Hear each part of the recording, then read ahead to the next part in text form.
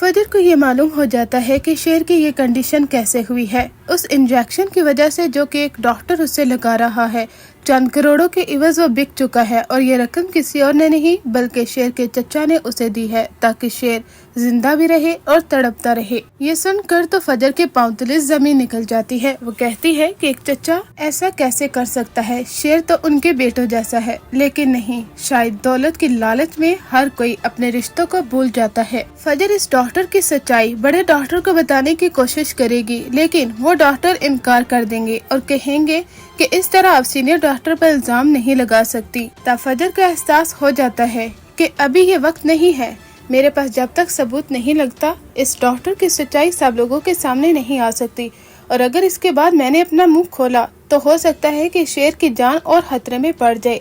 किसी भी तरह से इसके चचा को ये खबर नहीं मिलनी चाहिए कि शेर ठीक हो रहा है, क्योंकि फजर अब उस इंजेक्शन को लगाने की जिम्मेदारी खुद ले लेती है और कहती है कि अब इस इंजेक्शन को वो खुद लगाएगी। वो इस इंजेक्शन को लगाने के बजाय ऐसे डस्टबिन में फेंक देती है। डॉक्टर को ऐसा ही लगता है कि वो इंजेक्शन दिया जा रहा है और शेर की हालत कभी भी ठीक नहीं होगी।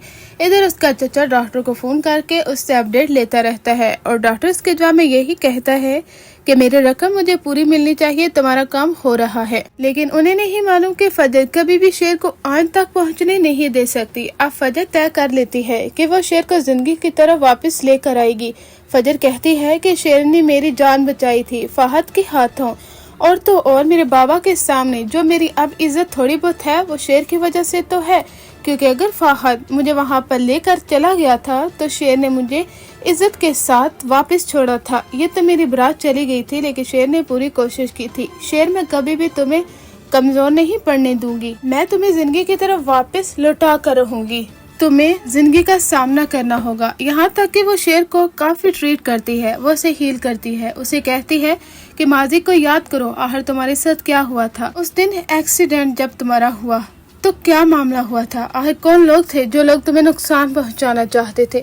शेर को सबको याद आना शुरू हो जाता है। वो कहता है कि मेरे चचा और उनके बेटे, उन्होंने हमारा जीना हराम करके रख दिया, मेरे बाबा की जान ले ली। मेरे बाबा जो एक मेरा मजबूत सहारा थे, वो ऐसे कैसे मेरे बाबा को मुझसे छीन सकते हैं। फजर, तुम कुछ करो, मुझे यहाँ से निकालो। वो दोबारा से चीखता चिल्लाता है, गुस्सा करता है।